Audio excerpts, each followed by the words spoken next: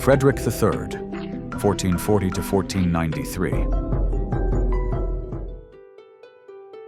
Frederick III, a reserved yet resilient ruler, was the first Habsburg to become Holy Roman Emperor, reigning from 1452 until his death in 1493. Though not a brilliant military commander, he skillfully navigated dynastic disputes, internal unrest, and shifting political landscapes with patience and diplomacy. His reign marked a turning point in the fortunes of the Habsburg family, laying the foundation for future expansion.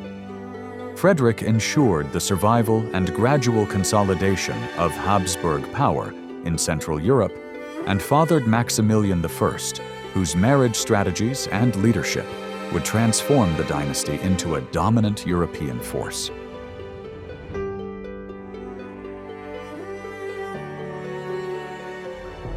Maximilian I, 1493 to 1519. Maximilian I was a master of dynastic politics. Maximilian, known as the Last Knight, blended medieval chivalry with Renaissance statecraft. Through smart marriages, Maximilian expanded Habsburg influence across Europe without excessive warfare, most famously arranging the marriage of his son, Philip, to Joanna of Castile, paving the way for the Spanish Habsburg line. He also initiated major military and administrative reforms, making the empire more centralized and modern, setting the stage for the vast realms ruled by his grandson, Charles V.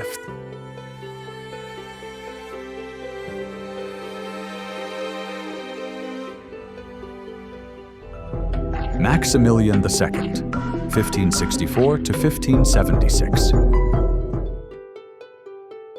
Maximilian II was a moderate and thoughtful ruler who sought to bridge the gap between Catholics and Protestants during the Reformation. Maximilian, unlike many of his contemporaries, supported religious tolerance and sought peace within his diverse empire. A patron of the arts and sciences, he surrounded himself with scholars and humanists.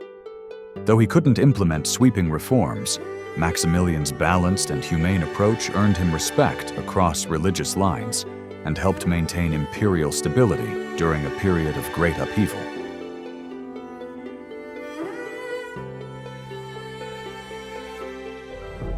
Ferdinand II, 1619 to 1637. Ferdinand II's reign marked the eruption of the 30 Years' War. Ferdinand was a staunch Catholic who tried to roll back Protestant gains in the Holy Roman Empire, sparking one of Europe's bloodiest conflicts. While his policies triggered immense suffering and destruction, they also reinforced the Habsburg commitment to Catholic orthodoxy. His strict rule reshaped Central Europe, entrenching religious divisions for generations. Though controversial, Ferdinand was a decisive figure who shaped the Habsburgs' religious and political identity in a deeply turbulent time.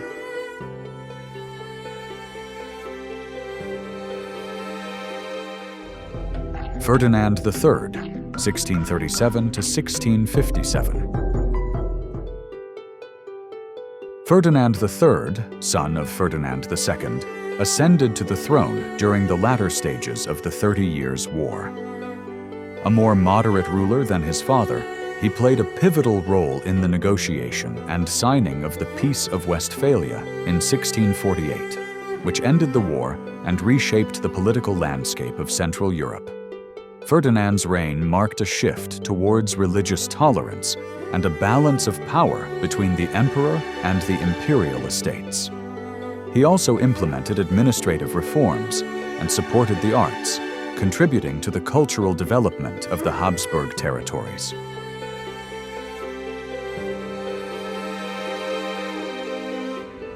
Leopold I, 1658 to 1705. Leopold I's long reign was shaped by conflict and faith. Leopold was a deeply devout Catholic who led Austria through major wars against the Ottomans and France. He played a vital role in halting Ottoman expansion at the gates of Vienna in 1683, a turning point in European history. Under Leopold's leadership, Austria emerged as a great power in Central Europe. Though personally introverted, his reign was marked by military resilience and cultural patronage, especially in Baroque art and architecture.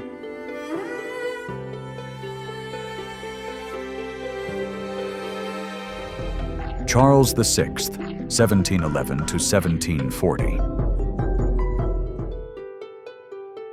Charles VI is best remembered for the Pragmatic Sanction of 1713, which allowed his daughter, Maria Theresa, to inherit the Habsburg lands in the absence of a male heir. He spent much of his reign negotiating with European powers to gain recognition for this decree. Despite these efforts, his reign was troubled by costly conflicts such as the War of the Quadruple Alliance and ongoing economic challenges, including the collapse of the South Sea Company. Additionally, his attempts to centralize authority in the diverse Habsburg territories faced resistance. Though his success was limited, Charles's diplomacy preserved the dynasty, yet ignited the War of the Austrian Succession.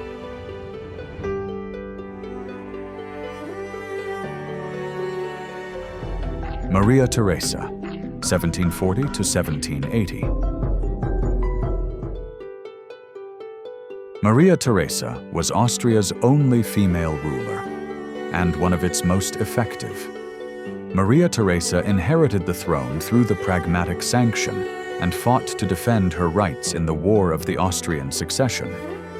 She reformed the tax system, strengthened the army, modernized education, and centralized administration, transforming Austria into a more efficient state. A devout Catholic and strong mother of 16 children, including Marie Antoinette, Maria Theresa balanced tradition with reform and is often hailed as the true architect of modern Austria.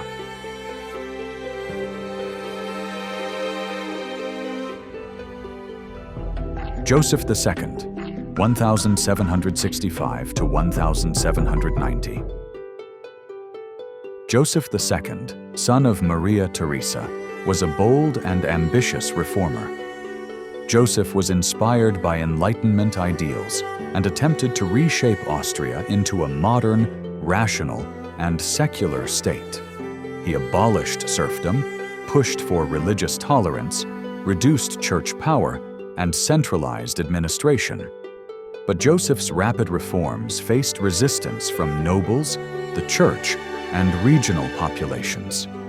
Despite the backlash, his reign laid intellectual and political foundations for later reforms, and Joseph is remembered as one of Europe's most progressive monarchs.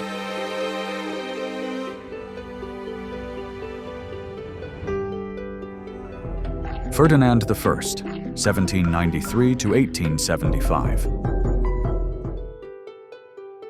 Ferdinand I became Emperor of Austria in 1835, succeeding his father, Francis I.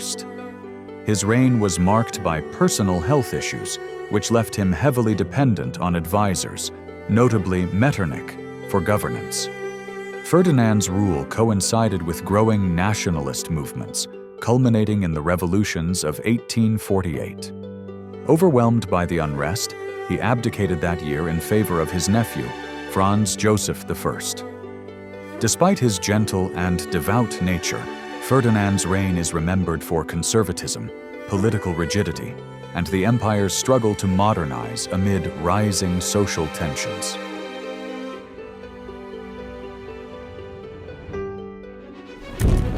Thanks for watching till the end. Don't forget to give the video a thumbs up and subscribe to the channel. It really motivates me to keep creating more content.